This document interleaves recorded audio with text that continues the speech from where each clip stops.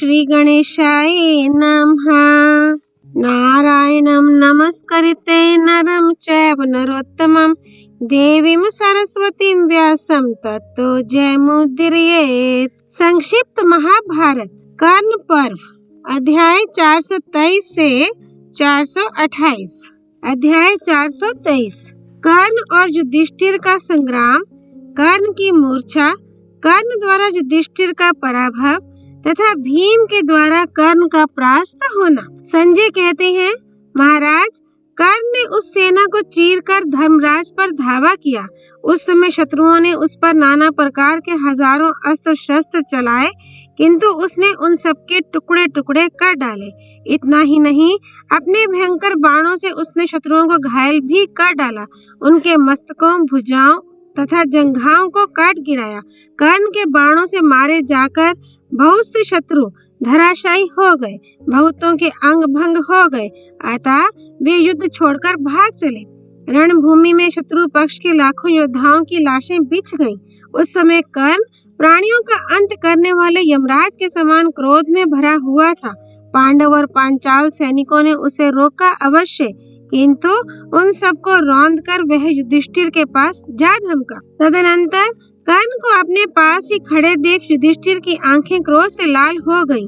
उन्होंने उससे कहा, सूतपुत्र, तू युद्ध में सदा अर्जुन से लाग डांट रखता है और दुर्योधन की हाँ में हाँ मिलाकर हम लोगों को कष्ट पहुंचाया करता है। आज तुझ में जो बल और पराक्रम हो वह सब दिखा, अपना महान पुरुषार्थ प्रकट कर। यह कहकर युधिष्ठिर ने कर्ण को 10 बाणों से बीन डाला। सूतपुत्र कर्ण ने भी हंसते हंसते उन्हें 10 बाणों से घायल करके तुरंत बदला चुकाया। तब युधिष्ठिर ने पर्वतों को भी विदीर्ण करने वाला यमदंड के समान भयंकर बाण धनुष पर चढ़ाया और सूतपुत्र का वध करने की इच्छा से उसे छोड़ दिया। वह वेग पूर्वक छोड़ा हुआ बाण बिजली के समान कड़क कर महारथी कर्ण की बाईं कोख में धंस गया। उसकी चोट से कर्ण को मूर्छा आ गई। उसका सारा शरीर शिथिल हो गया। धनुष हाथ से छूटकर रथ पर जा गिरा, मानो प्राण निकल गए हों। ऐसा निश्चेष्ट और अचेत होकर कर्ण शल्य के सामने ही गिर पड़ा। राजा युधिष्ठिर ने अर्जुन का हित करने की इच्छा से कर्ण पर पुनः प्रहार नहीं किया। कर्ण को उस अवस्था में देखकर कौरव सेना में हाहाकार मच गया। थोड़ी ही देर में जब कर्ण की मूर्छा दूर हुई तो उसने विजय नामक अपना महान धनुष तान कर तेज किए हुए बाणों से युधिष्ठिर की प्रगति रोक दी। उस समय 2 पांचाल राजकुमार युधिष्ठिर के पहियों की रक्षा कर रहे थे। उनके नाम थे चंद्रदेव तथा दंडधार।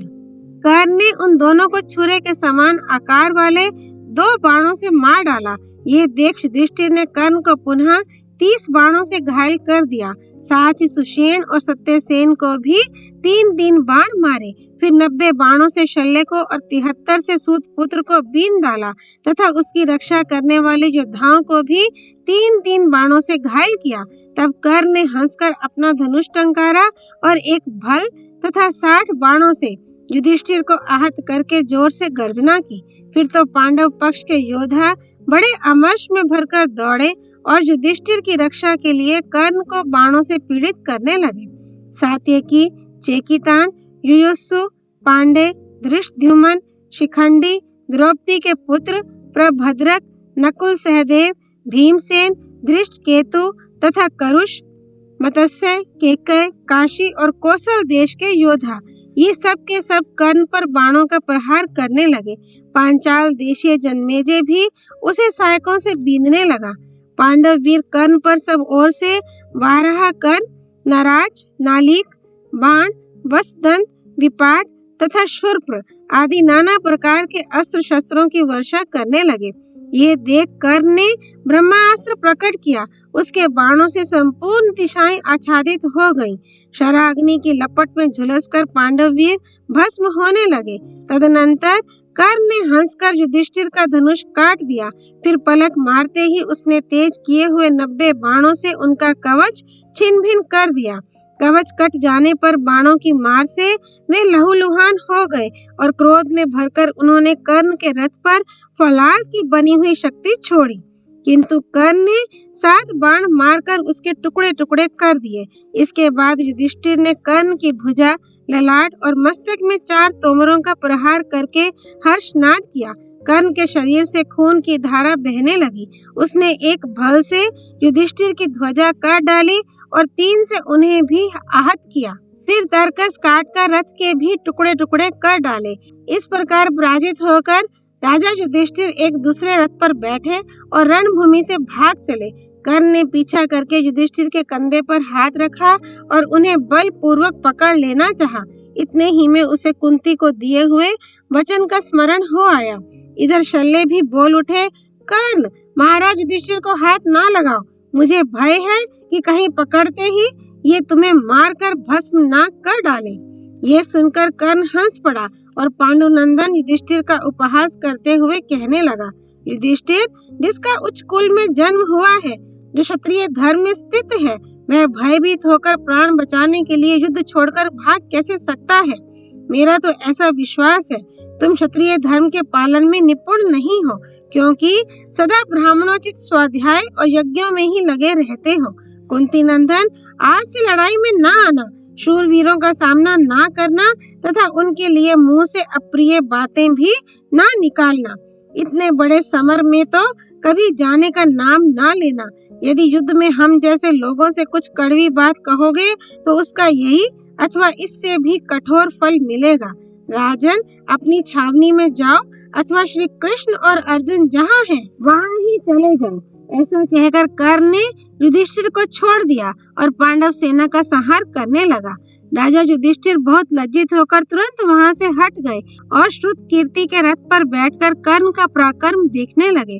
अपनी सेना को खदेड़ी जाती हुई देख धर्मराज ने योद्धाओं से कुपित होकर कहा, अरे क्यों चुप बैठे हो, मारो इन कौरवों को। राजा की आज्ञा पाते ही भीमसेन आदि पांडव महारथी आपके पुत्रों पर टूट पड़े।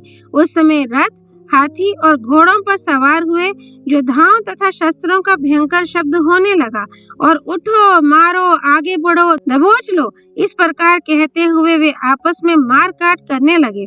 उन आक्रमणकारियों के प्रचंड वेग को सहन करने की अपनी में शक्ति न देखकर आपके पुत्रों की विशाल सेना भागने लगी। ये देख दुर्योधन ने अपने योद्धाओं को सब ओर से रोकने का प्रयास किया, परंतु वह पुकारता ही रह गया। सेना पीछे ना लौटी। कर्ण की भी दृष्टि उधर पड़ी। उसने कौरव सैनिकों को मालिकों के साथ भागते देख महाराज शल्य से कहा, अब तुम भीम के रथ के पास चलो। शल्य ने अपने घोड़ों को भीम की ओर बढ़ाया। कर्ण को आते देख भीमसेन क्रोध में भर गए। उन्होंने सूत पुत्र को मार डालने का विचार करके वीरवर सात्यकी तथा धृष्टद्युम्न से कहा, अब तुम लोग महाराज युधिष्ठिर की रक्षा करो। अभी मेरे देखते देखते उन्हें बहुत बड़े संकट से किसी तरह छुटकारा मिला है। दुरात्मा कर्ण ने दुर्योधन को प्रसन्न करने के लिए मेरे सामने ही उनकी समस्त युद्ध सामग्री को तहस नहस कर डाला है। इससे मुझे बड़ा दुख हुआ है। अब मैं उसका बदला चुकाऊंगा। आज घोर संग्राम करके या तो मैं ही कर्ण को मार डालूंगा या वही मेरा वध करेगा। ये मैं सच्ची बात बता रहा हूँ। राजा को मैं तुम्हें धरोहर के रूप में देता हूँ। उनकी रक्षा के लिए सब प्रकार से यत्न करना। यूं कहकर महाबाहु भीमसेन अपने महान सिंहनाद से संपूर्ण दिशाओं को प्रतिध्वनित करते हुए कर्ण की ओर बढ़े। उन्हें चढ़कर आते देख कर्ण ने क्रोध में भरकर उनकी छाती में नाराज का प्रहार किया। इस प्रकार सूतपुत्र के हाथों घायल होकर भीम ने भी उसे बाणों से ढक दिया और तेज किए हुए 9 बाण मारकर उसको घायल कर डाला। तब कर्ण ने भीम के धनुष के 2 टुकड़े कर दिए। भीम ने दूसरा धनुष उठाया और कर्ण के मर्म स्थानों को बींधकर बड़े जोर से गर्जना की। फिर सूत पुत्र का वध करने के लिए उन्होंने पर्वतों को भी विदीर्ण कर डालने वाला एक बाण धनुष पर चढ़ाया और उसे उसकी ओर छोड़ दिया। उस वज्र के समान वेगशाली बाण ने सूत पुत्र के शरीर को छेद डाला। सेनापति कर्ण बेहोश होकर रथ की बैठक में गिर पड़ा। उसे मूर्छित देख मदराज शल्य कर्ण को रणभूमि से दूर हटा ले गए। इस प्रकार कर्ण को परास्त करके भीमसेन ने कौरव सेना को मार भगाया। अध्याय 424। भीमसेन के द्वारा धृतराष्ट्र के कई पुत्रों तथा कौरव योद्धाओं का भीषण संहार। धृतराष्ट्र बोले, संजय, भीमसेन ने जो कर्ण को रथ की बैठक में गिरा दिया, ये तो उन्होंने बड़ा दुष्कर काम किया। उसी के भरोसे दुर्योधन मुझसे बार बार कहा करता था कि अकेले कर्ण ही पांडवों और सृंजियों को युद्ध में मार डालेगा। अब भीम के हाथों कर्ण को पराजित देख मेरे पुत्र दुर्योधन ने क्या किया? संजय ने कहा, महाराज, उस महासंग्राम में कर्ण को युद्ध से विमुख होते देख दुर्योधन ने अपने भाइयों से कहा, तुम लोग शीघ्र जाकर कर्ण की रक्षा करो। वह भीमसेन के भय के कारण अगाध संकट समुद्र में डूब रहा है। राजा की आज्ञा पाकर वे क्रोध में भर गए और जिस प्रकार पतंगे आग की ओर दौड़ते हैं, उसी प्रकार भीमसेन को मार डालने की इच्छा से उन पर टूट पड़े। श्रुतवा, दुर्धर, क्रात, विवित्सु, मिकट, सम, निषंगी, कवची, पाशी, नंद, उपनंद, दुष्प्रधर्ष, सुबाहु, वातवेग, सुवर्चा, धनुर्ग्रहा, दुर्मद, जलसंत, शल और सह, ये लोग रथियों से घिरे हुए दौड़े और भीमसेन को चारों ओर से घेरकर खड़े हो गए। फिर तो उन्होंने नाना प्रकार के बाणों की झड़ी लगा दी। महाबली भीमसेन उनके प्रहारों से पीड़ित हो रहे थे, तो भी उन्होंने आपके पुत्रों के 500 रथों की धज्जियां उड़ा दी और 50 रथियों को यमलोक भेज दिया। तदनंतर क्रोध में भरे हुए भीम ने एक भल मारकर विवित्सु के मस्तक को धड़ से अलग कर दिया। उसकी मृत्यु होती देख सभी भाई भीम पर टूट पड़े। तब उन्होंने 2 भल्लों से आपके 2 पुत्र विकट और सह के प्राण ले लिए। लगे हाथ भीमसेन ने तेज किए हुए नराज से मारकर क्रात को भी यमलोक भेज दिया। महाराज, इस प्रकार जब आपके वीर धनुर्धर पुत्र मारे जाने लगे तो रणभूमि में बड़े जोर से हाहाकार मचा। उनकी सेना का संहार करके भीम ने नंद और उपनंद को भी मौत के घाट उतारा। अब तो आपके पुत्र भय से घबरा उठे। वे भीमसेन को परले कालीन यमराज के समान भयंकर जानकर वहां से भाग गए। आपके इतने पुत्र मारे गए, ये देख कर्ण का मन बहुत उदास हो गया। उसकी आज्ञा से मद्रराज ने पुनः घोड़े बढ़ाए। वे घोड़े बड़े वेग से आकर भीमसेन के रथ से भिड़ गए। फिर तो एक दूसरे का वध चाहने वाले कर्ण और भीमसेन में बाली सुग्रीव की भांति भयंकर युद्ध होने लगा। कर्ण ने अपने सुदृढ़ धनुष को कान तक खींचकर 3 बाणों से भीमसेन को बींध डाला। उन्होंने भी एक भयंकर बाण हाथ में लेकर उसे कर्ण पर चलाया। उस बाण ने कर्ण का कवच फाड़कर उसके शरीर को छेद दिया। उस प्रचंड प्रहार से कर्ण को बड़ी व्यथा हुई। वह व्याकुल होकर कांपने लगा। तदनंतर रोष और अमर्ष में भरकर उसने भीमसेन को 25 बाण मारे। फिर अनेकों सहायकों का प्रहार करके एक बाण से उनकी ध्वजा काट डाली। इसके बाद एक भल से मारकर उनके सारथी को भी मौत के घाट उतार दिया। लगे हाथ धनुष भी काट डाला। फिर एक ही मुहूर्त में हंसते हंसते उसने भीमसेन को रथहीन कर दिया। रथ के टूटते ही महाबाहु भीमसेन गदा हाथ में लिए हंसते हंसते कूद पड़े। फिर वेग से उछलकर वे आपकी सेना में घुस गए और गदा मार मार कर समस्त सैनिकों का संहार करने लगे। पैदल होते हुए ही उन्होंने अपनी गदा से 700 हाथियों को उनके सवारों, ध्वजाओं और अस्त्र शस्त्रों सहित नष्ट कर डाला। इसके बाद शकुनी के अत्यंत बलवान 52 हाथियों को मार गिराया तथा 100 से अधिक रथों और सैकड़ों पैदलों का संहार कर डाला। ऊपर से सूर्यदेव तपा रहे थे और सामने भीमसेन संताप दे रहे थे। इससे समस्त योद्धा भीम के डर से मैदान छोड़कर भाग निकले। इतने ही में दूसरी ओर से 500 रथियों ने आकर भीम पर चारों ओर से बाण वर्षा आरंभ कर दी, परंतु भीम ने उन सबको गदा से मारकर यमलोक पठा दिया। साथ ही उनकी ध्वजा, पताका और आयुधों के भी टुकड़े टुकड़े कर डाले। तत्पश्चात शकुनी के भेजे हुए 3000 घुड़सवारों ने हाथों में शक्ति, रिष्टि और प्रास लेकर भीमसेन पर धावा किया। भीमसेन ने बड़े वेग से आगे बढ़कर उनका मुकाबला किया और तरह तरह के पैंतरे बदलते हुए उन्होंने उन सबको गदा से मार डाला। इसके बाद भीमसेन दूसरे रथ पर सवार हुए और क्रोध में भरकर कर्ण का सामना करने के लिए पहुंच गए। उस समय कर्ण और युधिष्ठिर में युद्ध चल रहा था। कर्ण ने अपने बाणों से युधिष्ठिर को आच्छादित कर दिया और उनके सारथी को भी मार गिराया। सारथी के न होने से घोड़े भाग चले। उनके रथ को पलायन करते देख महारथी कर्ण बाणों की बौछार करता हुआ उनका पीछा करने लगा। कर्ण को धर्मराज का पीछा करते देख भीमसेन क्रोध से जल गए। उन्होंने अपने बाणों से पृथ्वी और आकाश को चारों ओर से ढक दिया। इसके बाद कर्ण पर भी भीषण बाण वर्षा की। कर्ण लौट पड़ा उसने भी सब ओर से तीखे बाणों की वर्षा करके भीम को आच्छादित कर दिया। कर्ण और भीम दोनों ही धनुर्धरों में श्रेष्ठ थे। उस समय एक दूसरे पर विचित्र विचित्र बाणों का प्रहार करते हुए उन दोनों ने अंतरिक्ष में बाणों का जाल सा बुन दिया। यद्यपि उस वक्त मध्याह्न का सूर्य तप रहा था, तो भी उन दोनों के सहायक समूहों से रुक जाने के कारण उसकी प्रखर प्रभा नीचे नहीं आने पाती थी। उस समय शकुनी, कृतवर्मा, अश्वत्थामा, कर्ण और कृपाचार्य ये 5 वीर पांडव सेना से लोहा ले रहे थे। उनको डटे हुए देख भागने वाले कौरव योद्धा भी पीछे लौट पड़े। फिर तो दोनों पक्ष की सेनाएं एक दूसरे से गुथ गईं। उस दोपहरी में जैसा भयंकर युद्ध हुआ वैसा मैंने ना तो कभी देखा था और ना सुना ही था। एक ओर के सैनिकों का झुंड दूसरी ओर के झुंड से सहसा जा भिड़ा। भीषण मारकाट मच गई।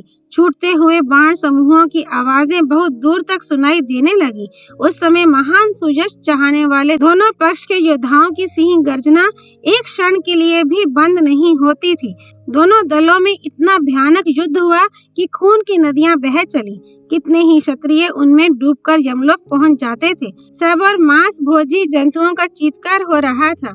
कौवे, गिद्ध और वक आदि पक्षी मंडरा रहे थे। उस भयंकर संग्राम में कौरव सेना बहुत कष्ट पाने लगी।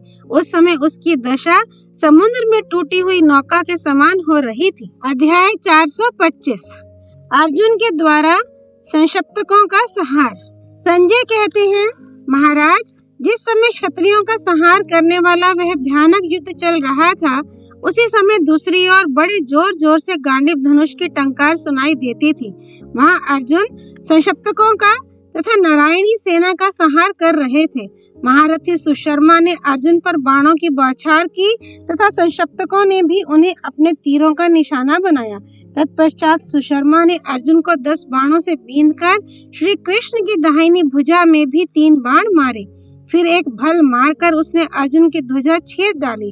ध्वजा पर आघात लगते ही उसके ऊपर बैठे हुए विशाल वानर ने बड़े जोर से गर्जना करके सबको भयभीत कर दिया। उसका भयंकर नाद सुनकर आपकी सेना थर्रा उठी। डर के मारे कोई हिलडुल तक ना सका। थोड़ी देर में जब उन्हें होश आया तो सबके सब अर्जुन पर बाणों की बौछार करने लगे। फिर सबने मिलकर अर्जुन के विशाल रथ को घेर लिया। यद्यपि उन पर तीखे बाणों की मार पड़ रही थी, तो भी वे रथ को पकड़कर जोर जोर से चिल्लाने लगे। किन्हीं ने घोड़ों को पकड़ा, किन्हीं ने पहियों को। कुछ लोगों ने रथ की ईशा पकड़ने का उद्योग किया। इस प्रकार हजारों योद्धा रथ को जबरदस्ती पकड़कर सिंहनाद करने लगे। कुछ लोगों ने भगवान श्री कृष्ण की दोनों बाहें पकड़ ली। कई योद्धाओं ने रथ पर चढ़कर अर्जुन को भी पकड़ लिया।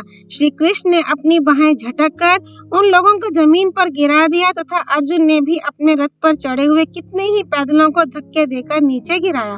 फिर आसपास खड़े हुए संशप्तक योद्धाओं को निकट से युद्ध करने में उपयोगी बाण मारकर ढक दिया। तदनंतर अर्जुन ने देवदत्त तथा श्री कृष्ण ने 5 जन्य नामक शंख बजाया। उनकी ध्वनि से पृथ्वी और आकाश गूंजने से लगे। शंखों की आवाज सुनकर संशप्तकों की सेना भय से सिहर उठी। फिर अर्जुन ने नागास्त्र का प्रयोग करके उन सबके पैर बांध दिए। पैर बंध जाने से निश्चेष्ट होकर वे पत्थर के पुतले जैसे दिखाई देने लगे। उसी अवस्था में अर्जुन ने उनका संहार आरंभ किया। जब मार पड़ने लगी तो उन्होंने रथ छोड़ दिया और अपने समस्त अस्त्र शस्त्रों को अर्जुन पर छोड़ने का प्रयास किया, परंतु पैर बंधे होने के कारण वे हिल भी ना सके। अर्जुन उनका वध करने लगे। इसी समय सुशर्मा ने गरुड़ास्त्र का प्रयोग किया। उससे बहुत से गरुड़ प्रकट होकर सर्पों को खाने लगे। उन गरुड़ों को देख सर्पगण लापता हो गए। इस प्रकार नागपाश से छुटकारा पाए हुए योद्धा अर्जुन के रथ पर सहायकों तथा अन्य अस्त्र शस्त्रों की वर्षा करने लगे। तब अर्जुन ने बाणों की बौछार से उनकी अस्त्र वर्षा का निवारण करके योद्धाओं का संहार आरंभ किया। इतने में सुशर्मा ने अर्जुन की छाती में 3 बाण मारे। इससे अर्जुन को गहरी चोट लगी और वे व्यथित होकर रथ के पिछले भाग में बैठ गए। थोड़ी ही देर में उन्हें चेत हुआ। फिर तो उन्होंने तुरंत ही इंद्रास्त्र को प्रकट किया। उससे हजारों बाण निकल कर चारों दिशाओं में छा गए और आपकी सेना तथा घोड़े हाथियों का विनाश करने लगे। इस प्रकार सेना का संहार होता देख संशप्तकों तथा नारायणी सेना के ग्वालों को बड़ा भय हुआ। उस समय वहाँ एक भी पुरुष ऐसा नहीं था जो अर्जुन का सामना कर सके। सब वीरों के देखते देखते आपकी सेना कट रही थी। वह स्वयं निश्चेष्ट हो गई थी। उससे पराक्रम करते नहीं बनता था। ये सब मेरी आंखों देखी घटना है। अर्जुन ने वहां 10,000 योद्धाओं को मार डाला था। संक्षिप्तकों में से जो शेष बच गए थे, उन्होंने मर जाने या विजय पाने का निश्चय करके फिर से अर्जुन को घेर लिया। फिर तो वहां अर्जुन के साथ आपके सैनिकों का बड़ा भारी संग्राम हुआ। अध्याय 426। कृपाचार्य के द्वारा शिखंडी की पराजय, सुकेतु का वध, धृष्टद्युम्न के द्वारा कृतवर्मा और दुर्योधन का परास्त होना तथा कर्ण द्वारा पांचाल आदि महारथियों का संहार। संजय कहते हैं, राजन, इस प्रकार कौरव सेना को अर्जुन की मार से पीड़ित होती देख कृतवर्मा, कृपाचार्य, अश्वत्थामा, उलुक, शकुनी, दुर्योधन तथा उसके भाइयों ने आकर बचाया। उस समय कुछ देर तक वहां घोर संग्राम हुआ। कृपाचार्य ने बाणों की इतनी बौछार की कि टिड्डियों के समान उन बाणों से सृंजियों पांचालों की सारी सेना आच्छादित हो गई। ये देख शिखंडी बड़े क्रोध में भरकर उनका सामना करने के लिए गया और उनके ऊपर चारों ओर से बाण वर्षा करने लगा। किंतु कृपाचार्य अस्त्र विद्या के महान पंडित थे। उन्होंने शिखंडी की बाण वर्षा शांत करके उसे 10 बाणों से बीन डाला। फिर तीखे बाणों के प्रहार से उसके सारथी और घोड़ों को भी यमलोक पठा दिया। तब शिखंडी सहसा उस रथ से कूद पड़ा और हाथों में ढाल तलवार लेकर कृपाचार्य पर झपटा। उसे अपने ऊपर आक्रमण करते देख कृपाचार्य ने अनेकों बाण मारकर ढक दिया। शिखंडी ने भी बारंबार तलवार घुमाकर कृपाचार्य के बाणों को काट डाला। तब कृपाचार्य ने अपने सहायकों से शीघ्रता पूर्वक शिखंडी की ढाल काट दी। अब वे सिर्फ तलवार लेकर ही उनकी ओर दौड़ा। कृपाचार्य अपने बाणों से उसे बार बार पीड़ा देने लगे। उसकी यह अवस्था देख चित्रकेतु नंदन सुकेतु तुरंत वहां आ पहुंचा और बाबा कृपाचार्य पर बाणों की झड़ी लगाने लगा। शिखंडी ने देखा कि ब्राह्मण देवता अब सुकेतु के साथ उलझे हुए हैं, तो वह मौका पाकर तुरंत भाग निकला। तदनंतर सुकेतु ने कृपाचार्य को पहले 9 बाणों से बींधकर फिर 73 तीरों से घायल किया। इसके बाद उनके बाण सहित धनुष को काटकर सारथी के मर्म स्थानों में भी घाव किया। ये देख कृपाचार्य ने 30 बाणों से सुकेतु के संपूर्ण मर्म स्थानों में चोट पहुंचाई। इससे सुकेतु का सारा शरीर कांप उठा। वह बहुत व्याकुल हो गया। उसी अवस्था में कृपाचार्य ने एक शूर्पण मारकर उसके मस्तक को काट गिराया। सुकेतु के मारे जाने पर उसके अग्रगामी सैनिक भयभीत हो सब दिशाओं में भाग गए। दूसरी ओर धृष्टद्युम्न और कृतवर्मा लड़ रहे थे। धृष्टद्युम्न ने क्रोध में भरकर कृतवर्मा की छाती में 9 बाण मारे तथा उसके ऊपर सहायकों की भयंकर बौछार की। कृतवर्मा ने भी हजारों बाण मारकर उस शस्त्र वर्षा को शांत कर दिया। ये देख धृष्टद्युम्न ने कृतवर्मा के निकट पहुंचकर उसे आगे बढ़ने से रोक दिया और तुरंत ही उसके सारथी को भी तीखे भाले से मारकर यमलोक का अतिथि बनाया। इस प्रकार महाबली धृष्टद्युम्न ने अपने बलवान शत्रु को जीतकर सहायकों की वर्षा से कौरव सेना का बढ़ाव रोक दिया। तब आपके सैनिक सिंहनाद करके धृष्टद्युम्न पर टूट पड़े। फिर घमासान युद्ध होने लगा। उस दिन अर्जुन संक्षिप्तकों में, भीमसेन कौरवों में और कर्ण पांचालों में घुसकर क्षत्रियों का संहार कर रहे थे। एक और दुर्योधन नकुल सहदेव से भिड़ा हुआ था। उसने क्रोध में भरकर 9 बाणों से नकुल को और 4 सहायकों से उसके घोड़ों को बीन डाला। फिर एक शूराकार बाण से उसने सहदेव की सुवर्णमयी ध्वजा काट दी। नकुल ने भी कुपित होकर आपके पुत्र को 21 बाण मारे तथा सहदेव ने 5 बाणों से उसको घायल किया। अब तो आपका पुत्र क्रोध से आग बबूला हो गया। उसने उन दोनों भाइयों की छाती में 5-5 बाण मारे। फिर 2 भल्लों से उन दोनों के धनुष काट डाले। इसके बाद उन्हें 21 बाणों से घायल किया। धनुष कट जाने पर उन दोनों भाइयों ने पुनः दूसरे धनुष लेकर दुर्योधन पर बड़ी भारी बाण वर्षा आरंभ की। दुर्योधन भी बाणों की झड़ी लगाकर उन दोनों को रोकने लगा। उस समय उसके धनुष से निकलते हुए बाण संपूर्ण दिशाओं को ढकते दिखाई दे रहे थे। आकाश आच्छन्न होकर बाणमय बन गया था। नकुल सहदेव को उसका रूप परलीकालीन यमराज के समान दिखाई पड़ता था। ठीक उसी समय पांडव सेनापति धृष्टद्युम्न वहां आ पहुंचा और नकुल सहदेव को पीछे करके अपने बाणों से दुर्योधन की प्रगति रोकने लगा। आपके पुत्र ने हंसकर धृष्टद्युम्न को पहले 25 बाण मारे, फिर 65 बाण मारकर सिंहनाद किया। तत्पश्चात उसने एक तीखे शुप्र से धृष्टद्युम्न के बाण सहित धनुष और दस्ताने काट दिए। तब धृष्टद्युम्न ने दुर्योधन पर 15 बाण छोड़े। वे बाण उसका कवच छेदते हुए पृथ्वी में समा गए।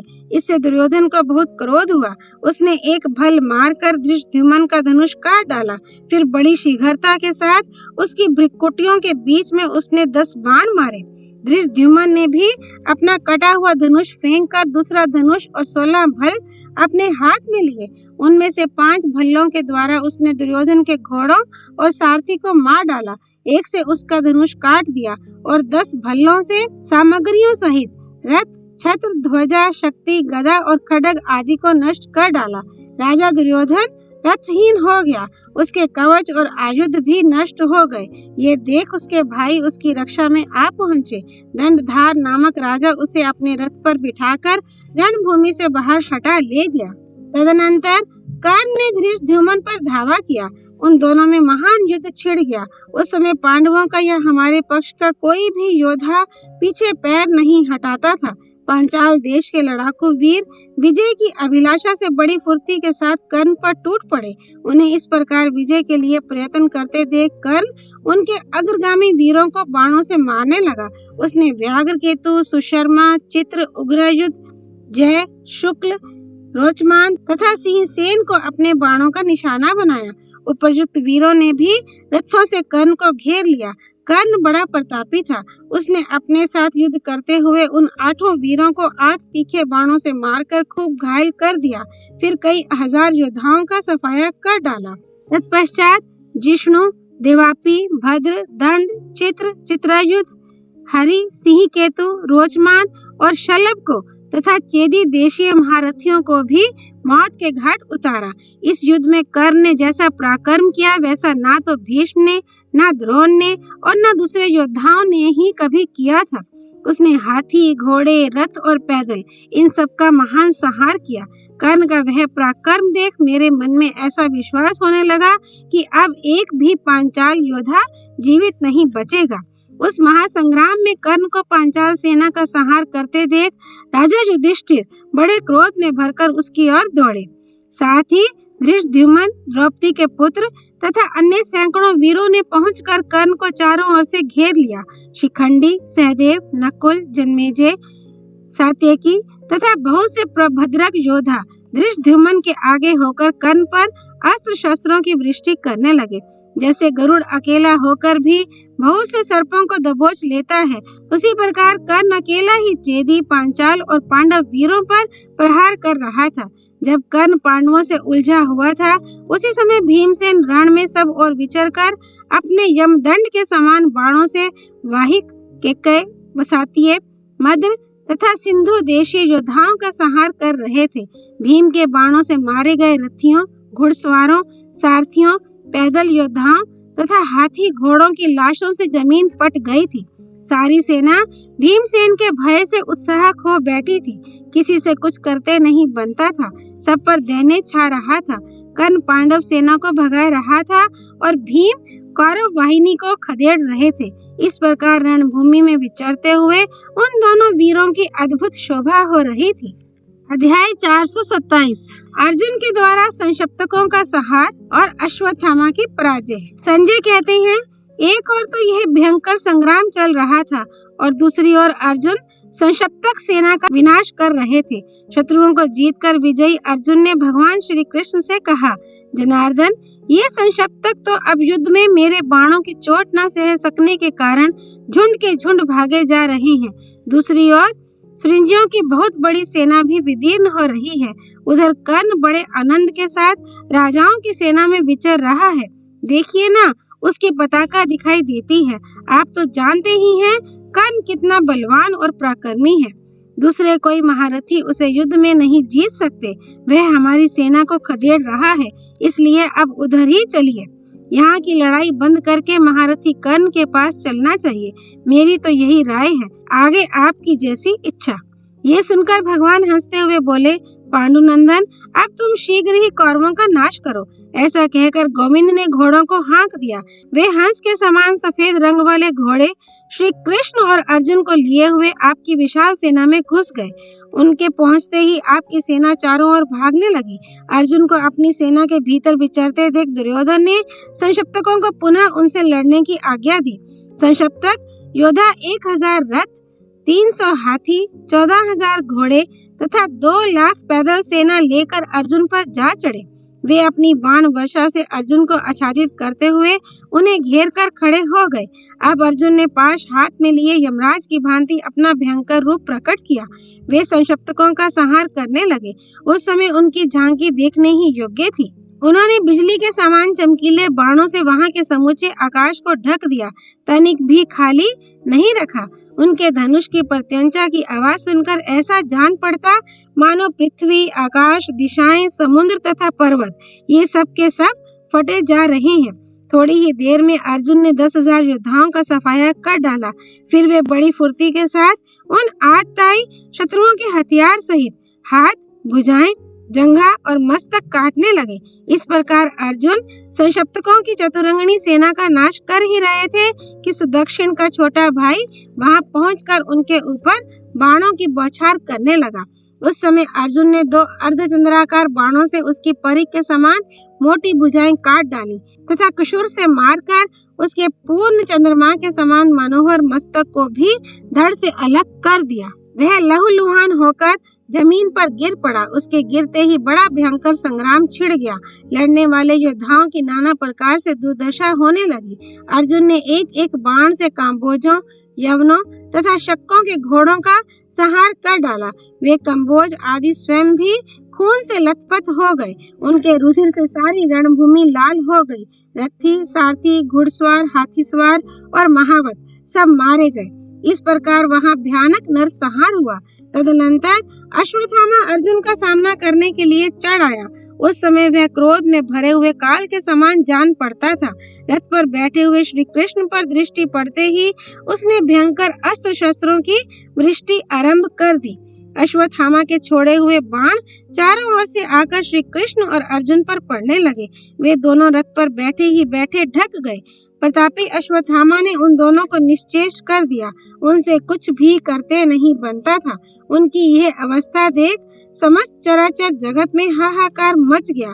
संग्राम में श्री कृष्ण और अर्जुन को आच्छादित करते समय अश्वत्थामा ने जो पराक्रम दिखाया वैसा इसके पहले मैंने कभी नहीं देखा था। उस समय द्रोण पुत्र की ओर देखकर अर्जुन को बड़ा भारी मोहसा हो गया। उन्हें ये विश्वास होने लगा कि अश्वत्थामा ने मेरा पराक्रम हर लिया है। यह देख श्री कृष्ण ने प्रेम मिश्रित क्रोध के साथ कहा, पार्थ, तुम्हारे विषय में तो आज मैं बड़ी अद्भुत बात देख रहा हूँ। आज द्रोण कुमार तुमसे बहुत बढ़ चढ़कर पराक्रम दिखा रहा है। अब तुम में पहले जैसी वीरता है या नहीं? तुम्हारी दोनों भुजाओं में बल का अभाव तो नहीं हो गया है? हाथ में गांडीव है ना? ये सब इसलिए पूछता हूँ कि आज द्रोण कुमार संग्राम में तुमसे बढ़ता दिखाई देता है। मेरे गुरु का पुत्र है, ये सोचकर उसकी उपेक्षा ना करो। ये उपेक्षा करने का समय नहीं है। श्री कृष्ण के ऐसा कहने पर अर्जुन ने 14 भल हाथ में लिए और उनसे अश्वत्थामा के धनुष, ध्वजा, छत्र, पताका, रथ, शक्ति और गदा को नष्ट कर डाला।